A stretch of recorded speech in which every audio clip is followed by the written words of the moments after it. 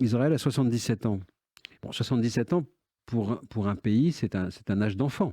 Il faut réfléchir aux âges des pays dans lesquels on a pu vivre, dans lesquels on vit, pour ne parler que de la France. 77 ans, c'est vraiment un âge d'enfant. Donc, de ce point de vue-là, on est au tout début, je dirais, de la vie de cet État. Et lorsqu'on regarde ce qui peut arriver, on a suffisamment consacré de temps et il y a suffisamment de raisons malheureusement pour être dans le lamento et pour dire que tout va mal et tout va aller encore plus mal. Mais en réalité, aussi, on peut regarder ça de manière, je dirais, avec un optimisme lucide.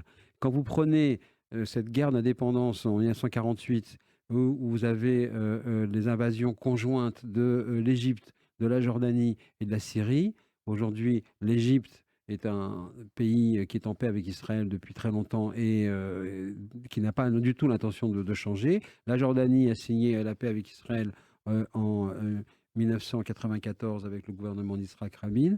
Et aujourd'hui, la Syrie est en train de taper à la porte pour devenir aussi signataire et partenaire des accords d'Abraham. C'est un des effets, au fond, de Trump 2, puisque on sait sur le plan géopolitique et mécanique que c'est une proposition qui est faite, américaine, qui est faite au leader syrien en lui disant qu'il y aurait des aides américaines et de la levée des sanctions contre la Syrie qui seraient à échanger contre une normalisation vis-à-vis de l'État d'Israël. Et de ce point de vue-là, on ne peut que s'en réjouir. Cet État qui devait être balayé en un quart d'heure en 1948 par ces mêmes pays, aujourd'hui, est au cœur de leur développement. Et évidemment, je ne parle pas de l'Arabie saoudite qui place au cœur de son développement à venir,